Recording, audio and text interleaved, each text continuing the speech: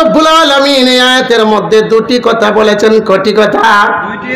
দুইটি কথা। এক নাম্বার হলো আল্লাহ বলেন, ইয়া আইয়ুহাল্লাযীনা আমানুত্তাকুল্লাহা হাক্কা তুকাতিহি। আল্লাহ বলেন, হে ইমানদারেরা, আমি আল্লাহকে যথাযথ ভয় করো।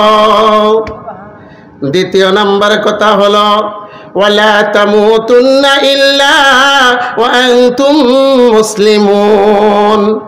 তোমরা মুসলমান না হয়ে মৃত্যুবরণ করো না। তাহলে আমরা বুঝলাম এই আয়াতের মধ্যে কয়টি কথা আল্লাহ বলেছেন? দুইটি কথা। এক নম্বর হলো আল্লাহ পাক রব্বুল আলামিন বলেন, ইয়া আইয়ুহাল্লাযীনা আমানুত্তাকুল্লাহা হাক্কা তুকাতিহি। হে আমার বান্দা বান্দিরা, হে ইমানদার বান্দা বান্দিরা, তোমরা আমি আল্লাহকে যথাযথ ভয় করো। এই আয়াতের মধ্যে আল্লাহ পাক রব্বুল আলামিন বুঝায়া দিলেন, যেই ব্যক্তির অন্তরের মধ্যে আমি আল্লাহর ভয় এসে যাবে, যেই ব্যক্তির অন্তরের মধ্যে আমি আল্লাহ পাকের ভয় যথাযথ এসে যাবে, আমি আল্লাহ পাকের তাকওয়া এসে যাবে, ওই ব্যক্তির পক্ষে কখনো সম্ভব হবে না আমি আল্লাহ পাকের সাথে নাফরমানি করা। জোরে বলেন ঠিক কি না? আল্লাহ পাক রব্বুল আলামিন বুঝায়া দিলেন, যেই ব্যক্তির অন্তরের মধ্যে আমি আল্লাহ পাকের ভয় চলে আসবে, ওই ব্যক্তির পক্ষে কখনো সম্ভব হবে না সে সুদ খাইতে, ঠিক কিনা? যেই ব্যক্তির অন্তরের মধ্যে আমি আল্লাহর ভয় চলে আসবে, তাকওয়া চলে আসবে, ওই ব্যক্তির পক্ষে কখনো সম্ভব হবে না ঘুষ খাইতে। জোরে বলেন ঠিক কিনা? আল্লাহ পাক রব্বুল আলামিন বুঝায়া দিলেন, যেই ব্যক্তির অন্তরের মধ্যে আমি আল্লাহ পাকের ভয় চলে আসবে, ওই ব্যক্তির পক্ষে কখনো সম্ভব হবে না তিন নাম্বার মাল এক নাম্বার বলে দোকানে চালায়া দিতে, ঠিক কিনা?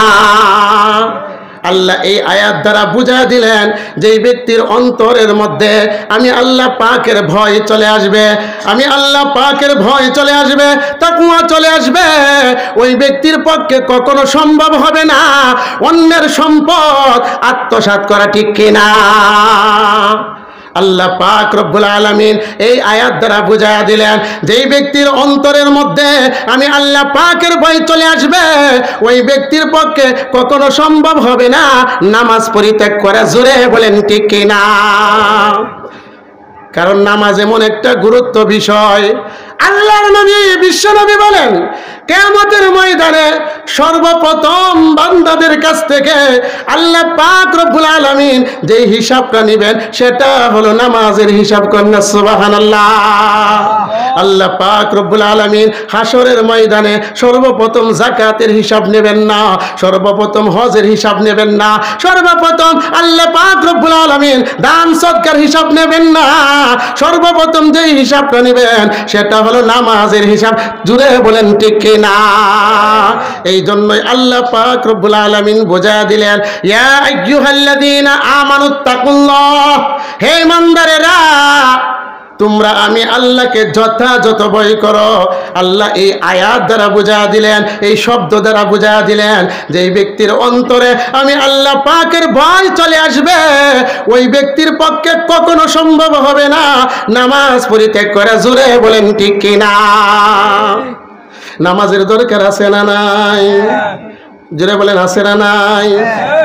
আসবে মরণ কবে কখন, আসবে মরণ কবে কখন কেউ তো জানে না, আজরাইল আসিবার আগে নামাজ পড়ো ভাই। আসবে মরণ কবে কখন কারো জানা নাই। নাকি আছে? আছে জানা? কখন মারা যাবেন আসবে মরণ কবে কখন কারো জানা নাই, আজরাইল আসিবার আগে নামাজ পড়বাই, আজরাইল আসিবার আগে নামাজ পড়বাই। আসবে মরণ কবে কখন কারো জানা নাই, তোমার জানাজার নামাজের আগে নামাজ পড় ভাই, তোমার জানাজার নামাজের আগে নামাজ ধর ভাই, নইলে কিন্তু কোনো উপায় নাই, ঠিক কিনা? আল্লাহ বুঝা দিলেন, ইয়া আইয়ুহাল্লাযীনা আমানুত্তাকুল্লাহ, হে ইমানদারেরা, যাদের অন্তরে আমি আল্লাহ পাকের ভয় চলে আসবে, ওই ব্যক্তির পক্ষে কখনো সম্ভব হবে না আমি আল্লাহর সাথে নাফরমানি করা, ঠিক কিনা? আল্লাহ পাকের ভয় সাহাবায়ে কেরামের অন্তরে কেমন ছিল? সাহাবায়ে কেরামের অন্তরে আল্লাহ পাকের ভয় থাকার কারণে আল্লাহ পাকের এমন প্রিয় বান্দা বান্দি হয়ে গেছে, আল্লাহ পাক রব্বুল আলামিন তাদের ব্যাপারে আয়াত নাজিল করে জানায়া দিলেন, রাদিয়াল্লাহু আনহুম ওয়া রাদু আনহু, আল্লাহু আকবার। আল্লাহ এই আয়াতের মধ্যে বুঝায়া দিলেন তারাও আমার প্রতি সন্তুষ্ট, আমি আল্লাহ তাদের প্রতি সন্তুষ্ট, সুবহানাল্লাহ। আল্লাহ পাকের ভয় তাদের অন্তরে থাকার কারণে, শুনেন আপনি কেমন ভয় ছিল তাদের অন্তরে। উমর ইবনুল খাত্তাব রাদিয়াল্লাহু তাআলা আনহু তিনি একদিন উবাই ইবনে কাব রাদিয়াল্লাহু তাআলা আনহুকে বলতে লাগলেন, ও উবাই ইবনে কাব, তাকওয়া কোন জিনিসের নাম আমার একটু জানায়া দাও। উবাই ইবনে কাব রাদিয়াল্লাহু তাআলা আনহু তিনি উমরের প্রশ্নের জবাব দিলেন না, উল্টা তাকে প্রশ্ন করলেন। তিনি বলতে লাগলেন, ও খলিফাতুল মুসলিমিন উমর, আমি আপনার কাছে জানতে চাই আপনার জীবদ্দশায় কি কোনোদিন কাঁটাদের জঙ্গলে প্রবেশ করেছেন? খলিফাতুল মুসলিমিন হযরত উমর ফারুক রাদিয়াল্লাহু তাআলা আনহু বলেন, নাম, হ্যাঁ আমি কাঁটাদার জঙ্গলে প্রবেশ করেছি। এমন সময় উবাই ইবনে কাব রাদিয়াল্লাহু তাআলা আনহু তিনি জিজ্ঞাসা করলেন, ও খলিফাতুল মুসলিমিন উমর, আপনি যখন কাঁটাদার জঙ্গলে প্রবেশ করতেছিলেন আপনার গায়ে যে কাপড় ছিল ওই কাপড়গুলো আপনি কেমন অবস্থায় রেখেছিলেন? খলিফাতুল মুসলিমিন উমর উবাই ইবনে কাব রাদিয়াল্লাহু তাআলা আনহুকে জবাব দিলেন, ও উবাই ইবনে কাব, আমি যখন কাঁটাদার জঙ্গলে প্রবেশ করতেছিলাম আমার কাপড়গুলা এমন ভাবে গুটায় নিয়েছিলাম, এমন ভাবে জোর শুরু করে নিয়েছিলাম যেন কাঁটাদার গাছের জঙ্গলের কাঁটা আমার গায়ে স্পর্শ না করে। এমন সময় উবাই ইবনে কাব রাদিয়াল্লাহু তাআলা আনহু বললেন, ও খলিফাতুল মুসলিমিন, এটাই হলো তাকওয়া। অর্থাৎ আপনি গোটা জিন্দেগিতে যতদিন আপনি দুনিয়াতে থাকবেন আপনার গায়ে যেন আল্লাহর নাফরমানি না লাগে, গুনাহের সয়লাব যেন আপনার গায়ে না লাগে। আপনি যেন এমন ভাবে থাকেন যেমন ভাবে আপনি জঙ্গলে প্রবেশ করেছিলেন, আপনার কাপড়গুলা গুটায় নিয়েছিলেন, ঠিক তেমনি ভাবে আপনার গোটা জিন্দেগি এমন ভাবে কাটায়া দেন। তাদের অন্তরে কেমন ভয় ছিল! এই জন্যই আল্লাহ পাক রব্বুল আলামিন বলেন, ইয়া আইয়ুহাল্লাযীনা আমানুত্তাকুল্লাহ হাক্কা তুকাতিহি, হে ইমানদারেরা তোমরা আমি আল্লাহকে যথাযথ ভয় করো। আমরা করব তো ইনশাআল্লাহ? আরো জোরে, আরো জোরে, আরো জোরে। আল্লাহ পাক রব্বুল আলামিন বলেন, বিন্যাতে বলেন, কারণ দুনিয়াতে বেঁচে থাকলে কথা বলতে হয় কি হয় না? বলতে হবে কি হবে না? এই জন্যই আল্লাহ বলেন, তুমি যেহেতু দুনিয়াতে বেঁচে থাকবা কথা বলতে হবে, তোমার কথাটা যেন লিমিটেড হয়, আনলিমিটেড যেন না হয়, তোমার কথার যেন স্কেল থাকে। এই জন্যই আল্লাহ পাক রব্বুল আলামিন বলেন, ইয়া আইয়ুহাল্লাযীনা আমানুত্তাকুল্লাহা ওয়া কুলু কাওলান সাদীদা, হে ইমানদারেরা তোমরা কথা বলবা তো বলবা, কেমন কথা বলবা? সরল সঠিক কথা বলবা, ঠিক কি না? জোরে বলেন। আল্লাহ পাক রব্বুল আলামিন অন্যতে বলেন, যেহেতু তুমি দুনিয়াতে বেঁচে থাকবা একা থাকা যাবে না, ঠিক কিনা? একা একা ভালো লাগে? আমাদের পিতা আদমেরও একা একা ভালো লাগে নাই, এই জন্যই হাওয়া আলাইহিস সালাতু ওয়াস সালামকে সৃজন করেছিলেন। একা একা তাতে বোঝা গেল ভালো লাগে না। এই জন্য আল্লাহ পাক রব্বুল আলামিন বুঝা দিলেন, বান্দা তুমি একা থাকতে পারবা না, একা থাকা আদৌ তোমার সম্ভব না। এই জন্যই বন্ধুর যেহেতু প্রয়োজন, সাথীর যেহেতু প্রয়োজন, তাহলে কেমন সাথী গ্রহণ করবা? আল্লাহ বলেন ইয়া আইয়ুহাল্লাযীনা আমানুত্তাকুল্লাহা ওয়া কুনু মা'আস সাদিকিন। আল্লাহ বলেন হে ঈমানদারেরা, আমি আল্লাহকে ভয় করো, আত্মবাদীদের সাথী হও। নাকি গাঞ্জা করে সাথী হবেন? বাবা খুরের, সুদখুরের কি সমর্থন করবেন? দেশ লুইটা পাইটা খাইছে তাদের সমর্থন করবেন? করা যাবে না, করা যাবে না। এই জন্যই আল্লাহ পাক রব্বুল আলামিন বলেন হে দুনিয়ার ঈমানদারেরা, তোমরা যেহেতু দুনিয়াতে থাকবা, দুনিয়াতে চলবা, কার সাথে চলবা? আল্লাহ পাক রব্বুল আলামিন বলেন ইয়া আইয়ুহাল্লাযীনা আমানুত্তাকুল্লাহ, আমি আল্লাহকে যথাযথ ভয় করো, আমি আল্লাহকে ভয় করো। ভয় করার পর তুমি চলতে হবে, সাথী নিয়ে চলতে হবে। তাহলে কেমন সাথী গ্রহণ করবা? কুনু মা'আস সাদিকিন। কন্না আল্লাহু আকবার। সত্যবাদীদের সাথী হইতে হবে। সত্যবাদীদের নাকি মৃত্যুকের, গাঞ্জাখুরের, সুদখুরের, বাবাখুরের, এবাখুরের? না না না, জন্য চলতে হবে কার সাথে? ও আমার ইমানদার মুসলমান ভাইরা আমার, দুনিয়াতে আছি, এক সময় ছিলাম না, আবার ভবিষ্যতেও থাকবো না। নাকি থাকবেন? থাকবেন না। তাহলে যেহেতু দুনিয়াতে ছিলাম না, আছি, থাকবো না, তাহলে পরপারের পরযাত্রী হতে হবে, পরকালের যাত্রী হতে হবে। এই পরকালটা ঠিক করার দরকার আছে না নাই? এই জন্যই আল্লাহর নবী বিশ্বনবী বলেন আদ-দুনিয়া মাজরাতুল আখিরা, দুনিয়াটা হলো পরকালের ক্ষেত। কি ক্ষেত? ক্ষেতের মধ্যে যেমন আপনি বাঁচবেন, আপনার ফসল ভালো হবে। ফের ক্ষেতের মধ্যে যেমন আপনি সার গোবর দিবেন, আপনার ফসল ভালো হবে। দুনিয়াতে তাইকা পরকালের সামান্তর করবেন, আপনার পরকাল ভালো হইয়া যাবে। এই জন্য আল্লাহর নবী বিশ্বনবী বলেন আল কিসু মান দানা নাফসাহু ওয়া আমিলা লিমা বাদাল মাউত। আল্লাহর নবী বিশ্বনবী এই হাদিসের মধ্যে এই কথা বলেন নাই, বড় একটা বিল্ডিং করছে, ওই লোকটাকে রাসূল জ্ঞানী বলেন নাই। বড় শিক্ষিত হয়েছে, এই লোকটাকে রাসূল জ্ঞানী বলেন নাই। বড় MBBS ডাক্তার হয়েছে, ওই লোকটাকে রাসূল জ্ঞানী বলেন নাই। আল্লাহর নবী বলেন সব চাইতে জ্ঞানী হলো ওই ব্যক্তি যে দুনিয়াতে থেকে পরকালের সামান তৈরি করে। কন্যা সুবহানাল্লাহ। এই জন্যই আল্লাহ পাক রব্বুল আলামিন আয়াতের মধ্যে বলেন ইয়া আইয়ুহাল্লাযীনা আমানুত্তাকুল্লাহ, হে ঈমানদাররা আমি আল্লাহকে ভয় করো। ওয়াল তানজুর নাফসুম মা কদ্দামাত লিগাদ, আগামী কালের জন্য কি পাতি হিসাবে পাঠিয়েছো এটার প্রতি লক্ষ্য করো। ও অর্জন করলে প্রথম নাম্বার ফায়দা হলো মহান আল্লাহ পাক রব্বুল আলামিন ওই তাকওয়াবানকে ভালোবাসে। কন্যা সুবহানাল্লাহ। আল্লাহ পাক রব্বুল আলামিন কোরআনে বলেন ইন্নাল্লাহা ইউহিব্বুল মুত্তাকিন। হে দুনিয়ার মানুষ, তোমরা শুনিয়া রাখো, আমি আল্লাহ পাক রব্বুল আলামিন তাকওয়াবানদেরকে ভালোবাসি। কন্যা সুবহানাল্লাহ। আল্লাহর নবী বিশ্ব নবী বলেন কোন ব্যক্তিকে যখন আল্লাহ পাক রব্বুল আলামিন ভালোবাসেন, সর্বপ্রথম জিবরাইলকে ডেকে বলে ও জিবরাইল, আমি অমুক ব্যক্তিকে ভালোবাসি। ওই লোকটা হোক না গরিব, এই লোকটা হোক না রিকশাওয়ালা, এই দেখলে হোক না দিনমজুর, যদি ওই লোকটাকে আল্লাহ ভালোবাসে, আল্লাহ পাক রব্বুল আলামিন জিবরাইলকে ডেকে বলে ও জিবরাইল, ওই লোকটাকে আমি আল্লাহ ভালোবাসি, তুমিও তাকে ভালোবাসো। কন্যা সুবহানাল্লাহ।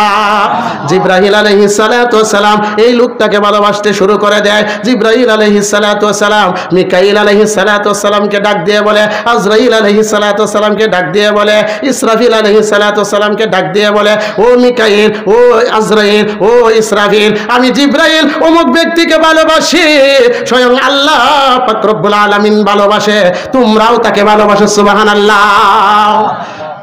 যখন জিবরাইল, মিকাইল, আজরাইল, ইসরাফিল ভালোবাসতে শুরু করে দেয়, আজরাইল আলাইহিস সালাতু ওয়াস সালাম যখন ভালোবাসতে শুরু করে দেয়, জিবরাইল আলাইহিস সালাতু ওয়াস সালাম যখন ভালোবাসতে শুরু করে দেয়, জিবরাইল আলাইহিস সালাতু ওয়াস সালাম সপ্তম আকাশের ফেরেশতাদেরকে ডাক দিয়ে বলে ও সপ্তম আকাশের ফেরেশতারা, অমুক ব্যক্তিকে আমরা ভালোবাসি, আমি জিবরাইল ভালোবাসি, মিকাইল ভালোবাসে, আজরাইল ভালোবাসে, ইসরাফিল ভালোবাসে, স্বয়ং আল্লাহ ভালোবাসে, তোমরাও তাকে ভালোবাসতে শুরু করে দাও। তখন সপ্তম আকাশের ফেরেশতারা ফেরেশতারা ভালোবাসতে শুরু করে দেয়। সপ্তম আকাশের ফেরেশতারা ষষ্ঠ আকাশের ফেরেশতাদেরকে ডাক দিয়ে বলে, ও ষষ্ঠ আকাশের ফেরেশতারা, আমরা সপ্তম আকাশের ফেরেশতারা তাকে ভালোবাসি। জিবরাইল, মিকাইল, আজরাইল, ইসরাফিল ভালোবাসে, স্বয়ং আল্লাহ পাক রব্বুল আলামিন ভালোবাসে। আমরা সপ্তম আকাশের ফেরেশতারা ভালোবাসি, তোমরা ষষ্ঠ আকাশের ফেরেশতারাও ভালোবাসো। ষষ্ঠ আকাশের ফেরেশতারা ওই লোকটাকে ভালোবাসতে শুরু করে দেয়। ষষ্ঠ আকাশের ফেরেশতারা পঞ্চম আকাশের ফেরেশতাদেরকে ডাক দিয়ে বলে, ও পঞ্চম আকাশের ফেরেশতারা, আমরা ষষ্ঠ আকাশের ফেরেশতারা ওই লোকটাকে ভালোবাসি। সপ্তম আকাশের ফেরেশতারা তাকে ভালোবাসে। জিবরাইল, মিকাইল, আজরাইল, ইসরাফিল ভালোবাসে, স্বয়ং আল্লাহ ভালোবাসে, বিদায় তোমরাও ভালোবাসো। সুবহানাল্লাহ। পঞ্চম আকাশের ফেরেশতারা চতুর্থ আকাশের ফেরেশতাদেরকে ডাক দিয়ে বলে, ও চতুর্থ আকাশের ফেরেশতারা, আমরা পঞ্চম আকাশের ফেরেশতারা তাকে ভালোবাসি। ষষ্ঠ আকাশের ফেরেশতারা তাকে ভালোবাসে, সপ্তম আকাশের ফেরেশতারা তাকে ভালোবাসে। জিবরাইল, মিকাইল, আজরাইল, ইসরাফিল সবাই তাকে ভালোবাসে, স্বয়ং আল্লাহ তাকে ভালোবাসে। ও চতুর্থ আসমানের ফেরেশতারা, তোমরাও তাকে ভালোবাসো। চতুর্থ আসমানের ফেরেশতারা তাকে ভালোবাসে। সুবহানাল্লাহ। চতুর্থ আসমানের ফেরেশতারা তৃতীয় আসমানের ফেরেশতাদেরকে ডাক দিয়ে বলে, ও তৃতীয় আসমানের ফেরেশতারা, আমরা চতুর্থ আসমানের ফেরেশতারা তাকে ভালোবাসি, তোমরাও তাকে ভালোবাসো। তৃতীয় আসমানের ফেরেশতারা দ্বিতীয় আসমানের ফেরেশতাদেরকে ভালোবাসে। দ্বিতীয় আসমানের ফেরেশতাদেরকে ডাক দিয়ে বলে, ও দ্বিতীয় আসমানের ফেরেশতারা, আমরা তৃতীয় আসমানের ফেরেশতারা তাকে ভালোবাসি, বিদায় তোমরা দ্বিতীয় আসমানের ফেরেশতারাও ভালোবাসো। দ্বিতীয় আসমানের ফেরেশতারা তাকে ভালোবাসতে শুরু করে দেয়। দ্বিতীয় আসমানের ফেরেশতারা প্রথম আসমানের ফেরেশতাদেরকে ডাক দিয়ে বলে, ও প্রথম আসমানের ফেরেশতারা, আমরা দ্বিতীয় আসমানের ফেরেশতারা তাকে ভালোবাসি, তোমরাও তাকে ভালোবাসো। প্রথম আসমানের ফেরেশতারা ডাক দিয়ে জমিনের ফেরেশতাদেরকে বলতে থাকে, ও জমিনবাসী ফেরেশতারা, আমরা প্রথম আসমানের ফেরেশতারা তাকে ভালোবাসি, বিদায় তোমরাও তাকে ভালোবাসো। তখন জমিনের ফেরেশতারা তাকে ভালোবাসতে শুরু করে দেয়। জমিনবাসী ফেরেশতারা মাখলুকাতের অন্তরের মধ্যে ওই ব্যক্তির ভালোবাসা, ওই ব্যক্তির মহব্বত ডালিয়া দেয়, এই জন্যই সকল মাখলুকাত তাকে ভালোবাসে। সুবহানাল্লাহ। তাহলে শর্ত হইল, ভালোবাসা পাইতে হলে শর্ত হইল মুত্তাকিন হতে হবে।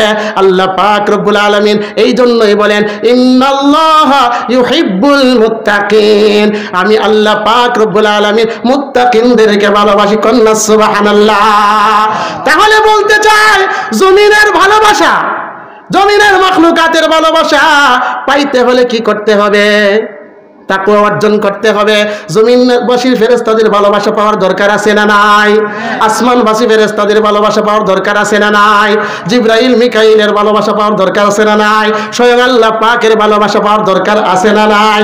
ভালোবাসা যদি পাইতে চাও ও ইমানদার মুসলমান ভাইরা আমার, তাহলে মুত্তাকিন হয়ে যাও। শুধু তা নয়, আল্লাহ পাক রব্বুল আলামিন বিনয়াতে বলেন, ওয়া রাহমাতি ওয়াসিআত কুল্লা শাই ফাসআকতুবুহা লিল্লাযিনা ইয়াত্তাকুন। আল্লাহ পাক রব্বুল আলামিন এই আয়াতের মধ্যে বলেন, গোটা মাখলুকাতকে আমি আল্লাহ পাকের রহমত বেষ্টন করে রেখেছে, মুত্তাকিনদেরকেও আমি আল্লাহ পাকের রহমত বেষ্টন করে রেখেছে। সুবহানাল্লাহ। শুধু তা নয়, আল্লাহ বিনয়াতে বলেন, ওয়ালামু আন্নাল্লাহা মাআল মুত্তাকিন। আল্লাহু আকবার। আল্লাহ পাক রব্বুল আলামিন বলেন, ও দুনিয়ার বাসী, ও জগতের বাসী, ও জগৎবাসী, ও দুনিয়াবাসী, তোমরা জানিয়া রাখো, যারা মুত্তাকিন আমি আল্লাহ তাদের সঙ্গে আছি। সুবহানাল্লাহ। শুধু তা নয়, আল্লাহ পাক রব্বুল আলামিন বিনয়াতে বলেন, ফামানিত্তাকা ওয়া আসলাহা ফালা খাউফুন আলাইহিম ওয়ালা হুম ইয়াহজানুন। আল্লাহু আকবার। আল্লাহ পাক রব্বুল আলামিন এই আয়াতের মধ্যে বলেন, ফামানিত্তাকা, যে ব্যক্তি তাকওয়া অর্জন করতে পেরেছে, ওয়া আসলাহা, সংশোধন হয়ে গেছে, আগে সে গুনাহ করত, এখন সে গুনাহ ছাইরা দিয়েছে, আগে সে সুদ খাইত, এখন তওবা করে সুদ ছেড়ে দিয়েছে, আগে সে জিনা করত, এখন সে জিনা ছেড়ে দিয়েছে, আগে সে চুরি করত, এখন সে চুরি ছেড়ে দিয়েছে, সে সংশোধন হয়ে গেছে।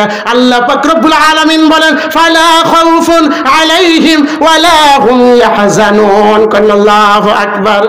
আল্লাহ পাক রব্বুল আলামিন বলেন, মানিত্তাকা, যেই ব্যক্তি তাকওয়া অর্জন করতে পেরেছে, ওয়া আসলাহা সংশোধন হতে পেরেছে, আল্লাহ পাক রব্বুল আলামিন বলেন ফালা খাউফুন আলাইহিম ওয়ালা হুম ইয়াহজানুন, তাদের কোনো চিন্তা নাই, তাদের কোনো টেনশন নাই।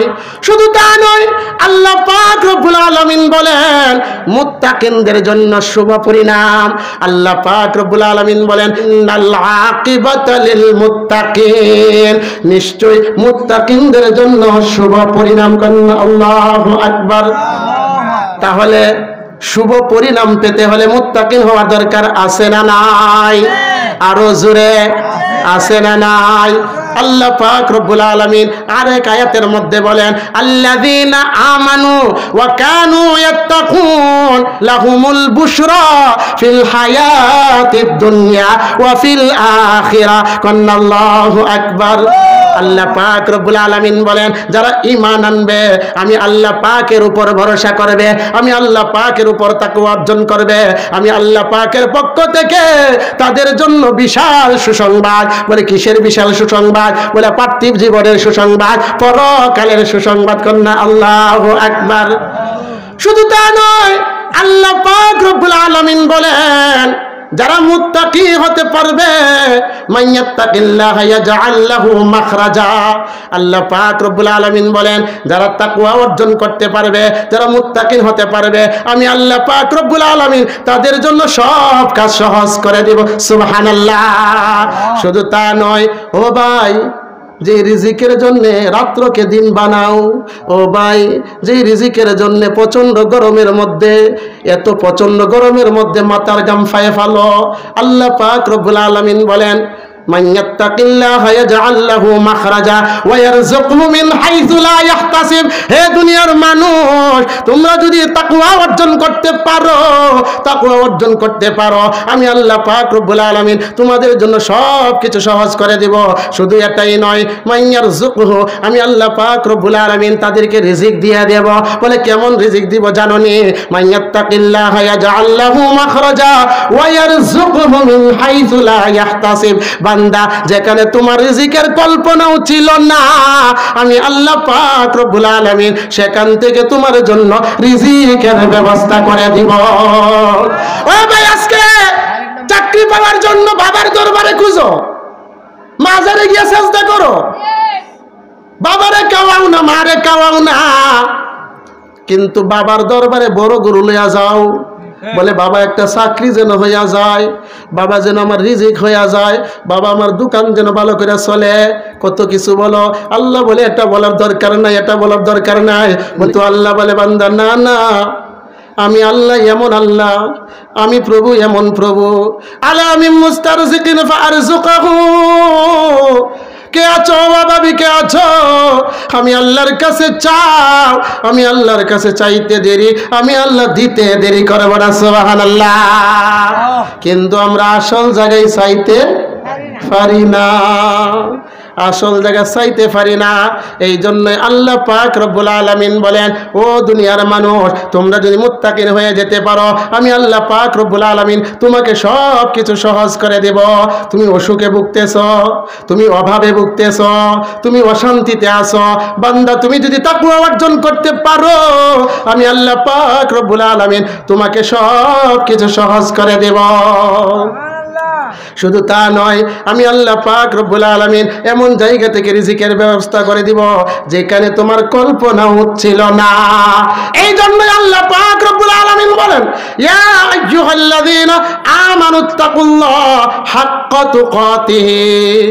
হে ইমানদারেরা, তোমরা আমি আল্লাহকে যথাযথ ভয় করো। আল্লাহ ভিন্ন আয়াতে বলেন মাইয়াত্তাকিল্লাহা ইউকাফির আনহু সাইয়্যাত।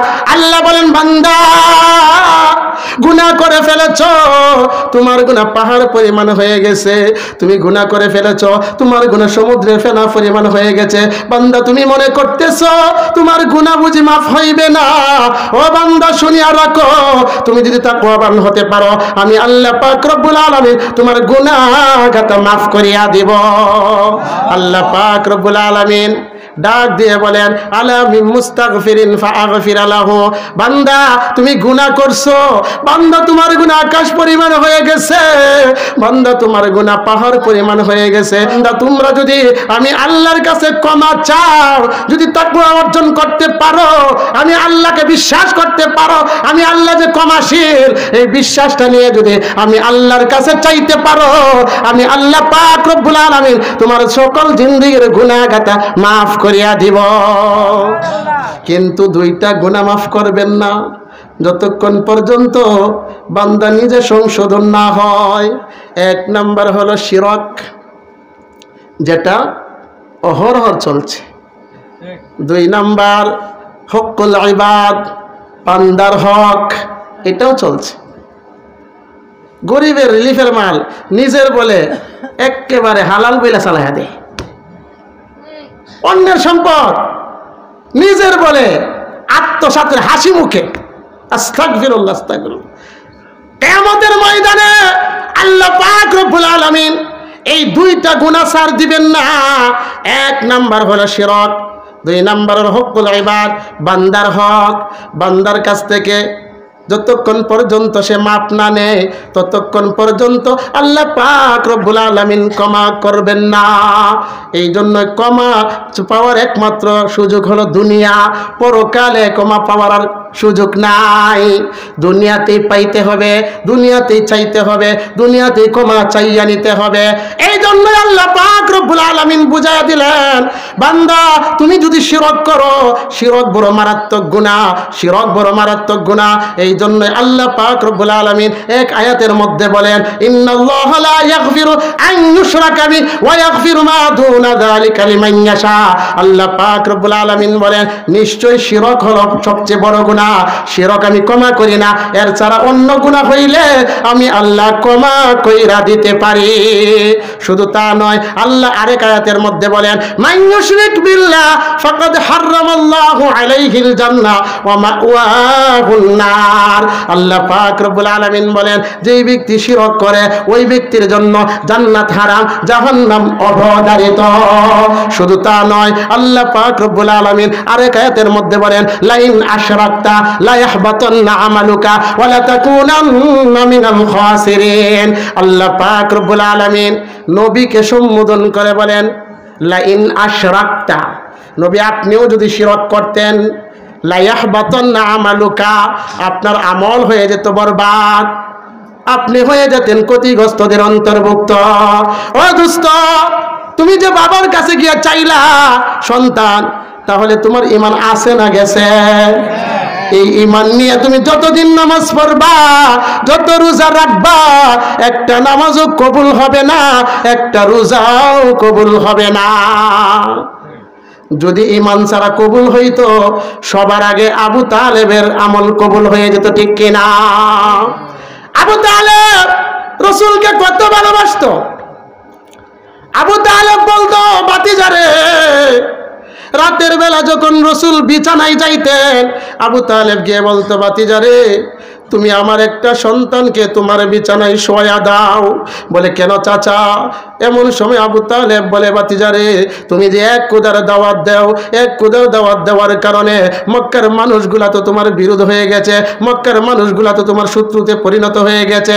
ও বাতিজা মুহাম্মদ, তুমি যদি রাতের বেলা তোমার বিছানায় গিয়ে শোও, আমার তো বড় ভয় হয় ওই শত্রুতার কারণে তোমার নাকি হামলা করে বসে।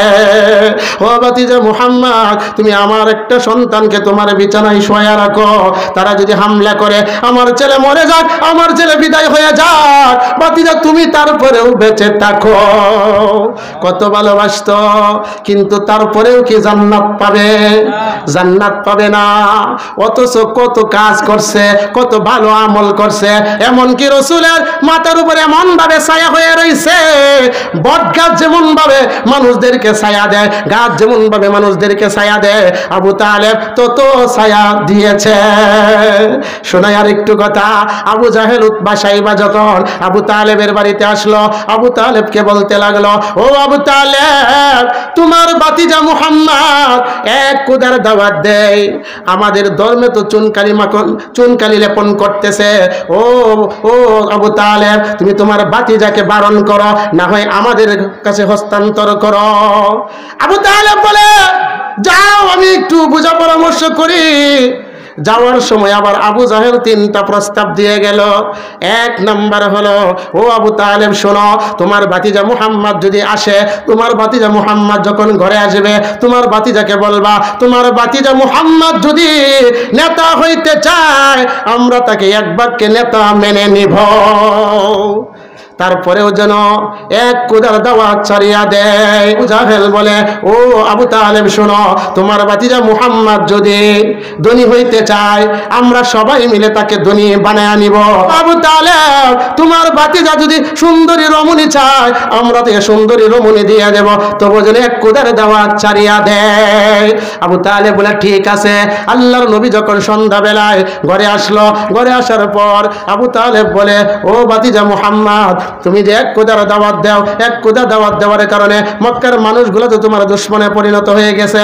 আমার কাছে তারা আসছিল, তিনটা প্রস্তাব দিয়ে গেছে। বলে, কি তিনটা প্রস্তাব? আল্লাহর নবী বলে, কোন তিনটা প্রস্তাব? বলে, এক নাম্বার হলো, তুমি যদি নেতা হইতে চাও, তারা তোমাকে নেতা মানবে। তুমি যদি ধনী হইতে চাও, তাহলে তোমাকে ধনী বানায়া দিবে। তুমি যদি সুন্দরী রমণী চাও, তোমাকে সুন্দরী রমণী দিয়া দিবে।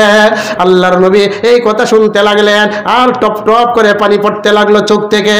এমন সময় আল্লাহর নবী বলে, চাচা, এটা তো সম্ভব, যেইগুলা সম্ভব নয় ওইগুলাও যদি আমাকে দিয়া দেয়, তবু আমি যে এক কুদার দাওয়াত দে, এক পাও পিছ হব না।